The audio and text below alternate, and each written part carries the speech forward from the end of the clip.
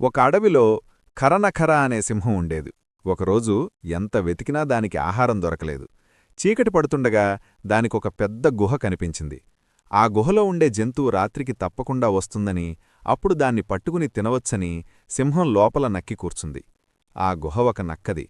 రాత్రి తన గుహ దగ్గరకు వచ్చిన నక్కకు లోపలికి వెళ్లిన సింహం అడుగుజాడలు కనిపించాయి. కాని బయటకు వచ్చిన గుర్తుల్లేవు.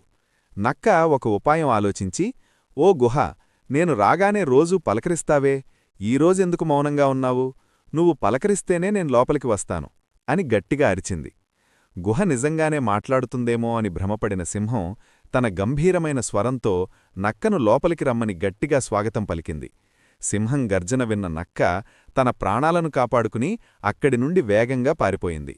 నీతి: ఎలాంటి ఆపద ఎదురైనా కంగారు పడకుండా సమయస్ఫూర్తితో బుద్ధిబలంతో ఆలోచిస్తే ఎంతటి ప్రమాదం నుండైనా సులభంగా బయటపడవచ్చు.